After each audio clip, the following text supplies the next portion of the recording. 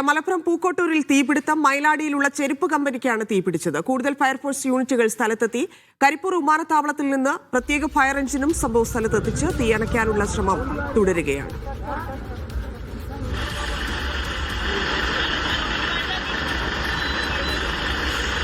ജംഷീർ കൊടിഞ്ഞി ചേരുന്നു. ജംഷീർ, ആർക്കും പരിക്കില്ല എന്നത് ആശ്വാസമാണ്. പക്ഷേ വലിയ നഷ്ടമുണ്ടായെന്ന് മനസ്സിലാക്കുന്നു. തീയണയ്ക്കാനുള്ള ശ്രമം എങ്ങനെ തുടരുന്നു?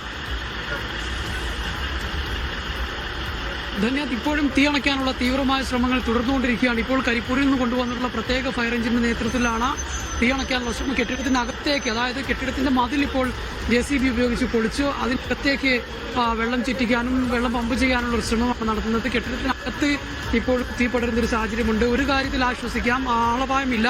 അതോടൊപ്പം തന്നെ തൊട്ടടുത്ത് മറ്റൊരു സ്റ്റീൽ കമ്പനിയുണ്ട്, അലമാര കമ്പനിയുണ്ട്. അതിലേക്ക് തീ പടരുന്നത് തടയാൻ കഴിഞ്ഞിട്ടുണ്ട്. അതോടൊപ്പം തന്നെ സമീപത്ത് മറ്റൊരു വീടുണ്ട്, ആ വീട്ടിലേക്കും തീ പടരുന്നത് നമുക്ക് തടയാൻ കഴിഞ്ഞിട്ടുണ്ട്.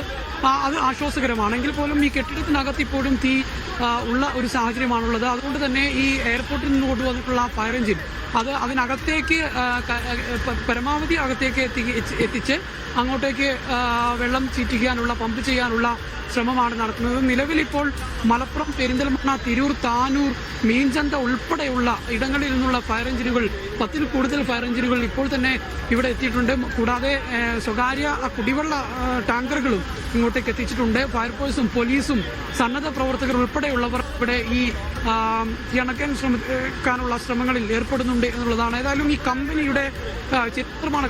ഈ കമ്പനി പൂർണ്ണമായും കത്തി നശിച്ചൊരു അവസ്ഥ എന്നുള്ളതാണ്. കെമിക്കലുകളും അതോടൊപ്പം തന്നെ റബ്ബർ ഉൾപ്പെടെയുള്ളവ ഉണ്ടായിരുന്നു.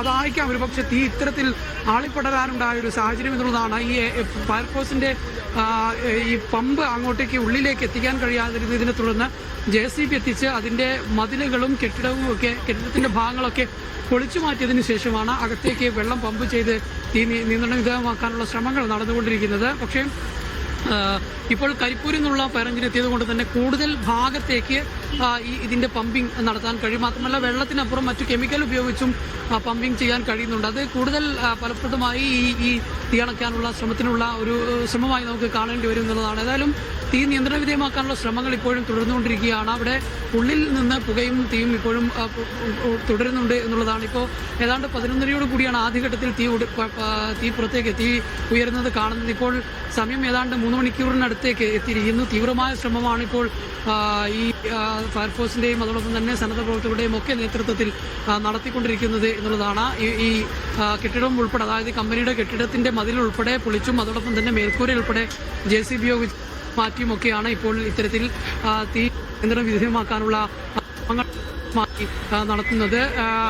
ഈ തീപിടുത്തമുണ്ടായി ഫയർ എഞ്ചിനുകൾ പലയിടങ്ങളിൽ നിന്ന് എത്തിയിട്ടും തീ നിയന്ത്രണ കഴിയാത്തതോടെ തന്നെ ജില്ലാ കളക്ടറുമായി അധികൃതരുമായി ബന്ധപ്പെടുകയും പിന്നീട് കൂടുതൽ ഈ ൂരിൽ നിന്നുള്ള ഫയർ എഞ്ചിൻ ഇങ്ങോട്ടേക്ക് എത്തിക്കുകയും ചെയ്തത്. അത് കൂടുതൽ തീ അണയ്ക്കാനുള്ള കൂടുതൽ ശ്രമങ്ങൾ ആ എഞ്ചിന്റെ ഭാഗത്തു നിന്നും നടക്കുന്നുണ്ട്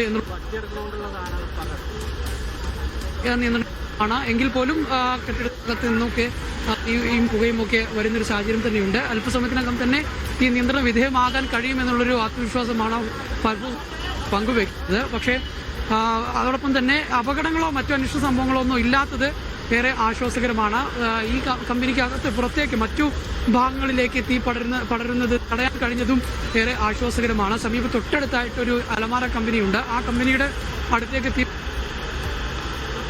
ആ ഭാഗത്തൊക്കെ തീ വലിയ തരത്തിൽ ആളിപ്പടരുന്ന ഒരു സാഹചര്യം ഉണ്ടായിരുന്നു. പക്ഷേ അതെല്ലാം തന്നെ ഫയർ എഞ്ചിനുകൾ എത്തിയും മറ്റുമൊക്കെ നിയന്ത്രണ കഴിഞ്ഞതുകൊണ്ട് തന്നെ വളരെ ആശ്വാസകരമാണ്. ഏതായാലും ഇപ്പോൾ ഒരു പരിധിവരെ തീ നിയന്ത്രണം വിധേയമാക്കാൻ കഴിഞ്ഞിട്ടുണ്ട്. എങ്കിൽ പോലും തീ ഉണ്ട് ാനുള്ള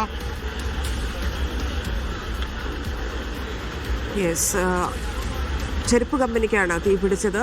ഇപ്പോൾ തീയണയ്ക്കാനുള്ള ശ്രമങ്ങൾ തുടരുകയാണ്. ആർക്കും പരിക്കില്ല, പക്ഷെ വലിയ നാശനഷ്ടമുണ്ട്. സമീപത്തെ സ്ഥലങ്ങളിലേക്ക്, കമ്പനികളിലേക്ക് പടരാതെ സാധിച്ചിട്ടുണ്ടെന്നാണ് മനസ്സിലാക്കുന്നത്. തീയണയ്ക്കാനുള്ള ശ്രമം 10ഓളം ഫയർഫോഴ്സുകൾ നടത്തിക്കൊണ്ടിരിക്കുന്നു.